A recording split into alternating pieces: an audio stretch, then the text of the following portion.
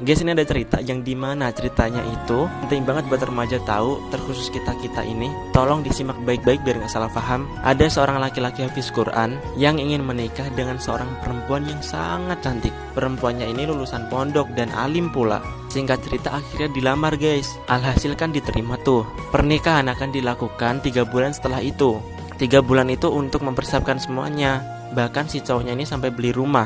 Nah, ketika H-1 pernikahan, si laki-laki ini ngajakin perempuannya itu melihat rumah yang mau dipakai ntar setelah nikah. Awalnya mau bertiga sama adiknya, cuma si adiknya gak bisa guys. Akhirnya mereka berangkat berdua.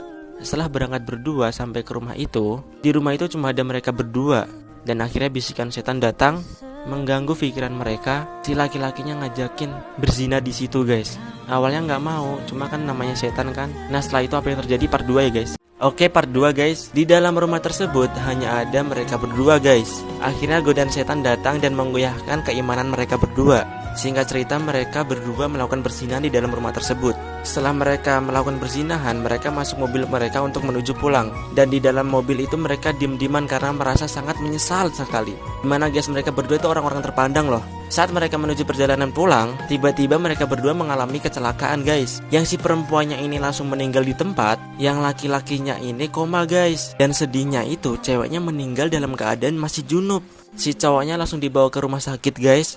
Coba bayangin gimana gak sedih loh. H-1 pernikahan melakukan perzinahan padahal mereka orang terpandang. Yang kedua, si ceweknya ini meninggal dalam keadaan junub guys. Setelah si cowok ini sadar dari komanya, dia nangis sejadi-jadinya, menyesal karena perbuatannya guys. Tetapi apalah daya, nasi sudah menjadi bubur. Dan akhirnya apa, part 3 ya guys. Part 3 guys.